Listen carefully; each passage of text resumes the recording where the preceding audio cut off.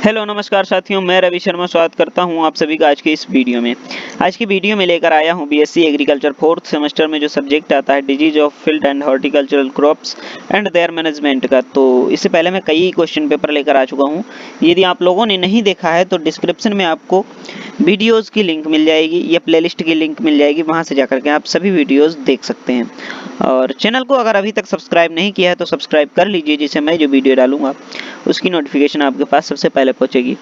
तो देख लेते हैं पहला क्वेश्चन। तो पहला क्वेश्चन है हमारा कि black rust of wheat is caused by. गेहूं का काला रोली रोग पक्षिनिया ग्रेमिनिस टेटिसाई के द्वारा होता है। किसके द्वारा होता है? तो पक्षिनिया ग्रेमिनिस टेटिसाई के द्वारा होता है। फिर उसके बाद पूछा गया है कि और ओला रस्ट इज कॉज्ड बाय। पूछा गया है कि आंवला का रोली रोग किसके द्वारा होता है? तो किसके द्वारा होता है? रेवेनेलिया एम्बेलिकी के द्वारा जो है होता है। फिर उसके बाद पूछा गया है कि अंगूर के मृदु रोमिल आशिता रोग का रोगजनक है। तो कौन सा है? वो हो जाएगा प्लाज्मोपोरा विटिकोला हो जाएगा। क्या हो जाएगा? प्लाज्मोपोरा पैरा विटिकोला हो जाएगा। फिर उसके बाद पूछा गया है कि बेरबेरीज किस रतुआ का एकांतर पोषक है? तो ये ब्लैक मतलब काला का।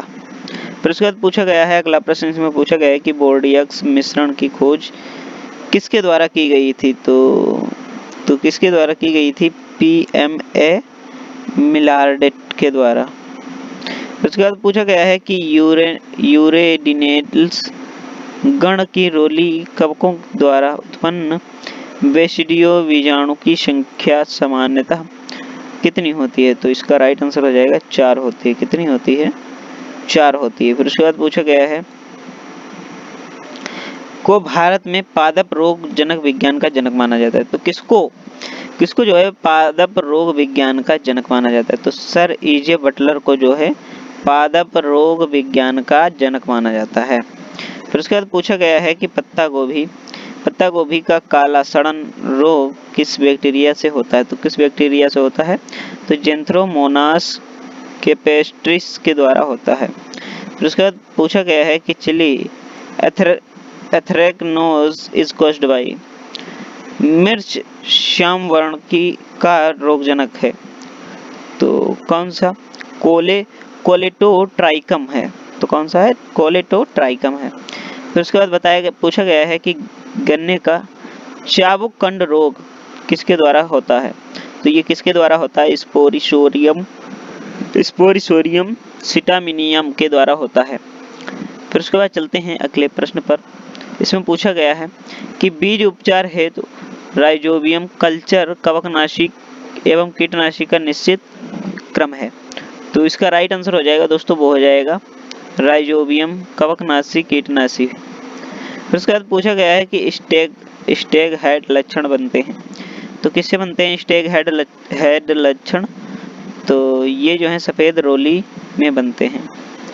फिर उसके बाद पूछा गया है कि पादप रोग नियंत्रण की सबसे सस्ती, सुरक्षित एवं प्रभावशाली विधि है। तो इसका राइट आंसर है दोस्तों, वो हो जाएगा रोग रोधी किस्मों का प्रयोग। फिर उसके बाद पूछा गया है कि एक पूर्ण विषाणु कण में हमेशा होता है। तो क्या होता है? RNA एवं DNA दोनों और कैप्सिड, ठीक है, ये तीनों चीजें जो है होती हैं। फिर उसके बाद पूछा गया अगला प्रश्न इसमें पूछा गया है कि भारत में करनाल बंट को सर्वप्रथम बताया गया था। तो किसके द्वारा बताया गया था? मित्रा के द्वारा बताया गया था। फिर उसके बाद आता है अगला प्रश्न इसमें पूछा गया है, इसमें पूछा गया है कि कृष्णकोट किस फसल का क्रियात्मक विकार है? तो ये किस फसल का जो है क्रियात्मक विकार है? तो इसका राइट आंसर है हो जाएगा आलू या पटेटो। फिर उसके बाद पूछा गया है कि रोग उत्पन्न करने वाले जीव कहलाते हैं। तो रोग उत्पन्न करने वाले जीव क्या कहलाते हैं? रोग जनक कहलाते हैं, ठीक है। फिर उसके बाद आता है अगला प्रश्न इसमें पूछा गया है कि गेहूं का अनावृत कंडवा रोग है। तो कौन सा हो जाएगा? अंतः बीजाड़ हो जाएगा।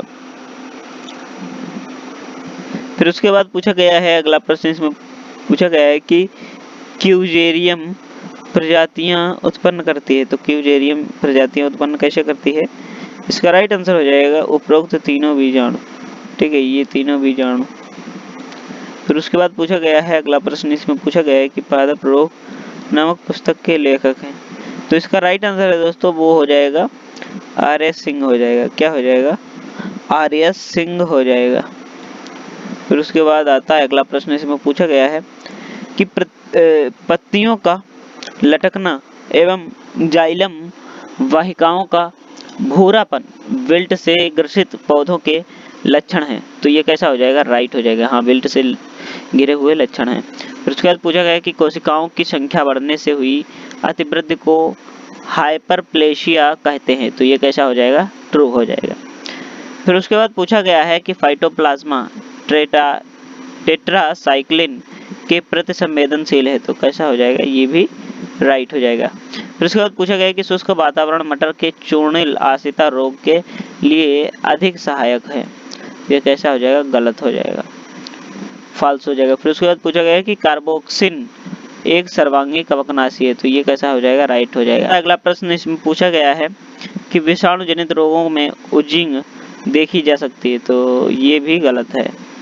फिर उसके बाद पूछा गया है कि इस भगोल में मृदु रोमिल आश्रिता कोलेस्ट्राइकम लिंडे मोथियनम से होता है। ठीक है, लिंडे मोथियनम से होता है।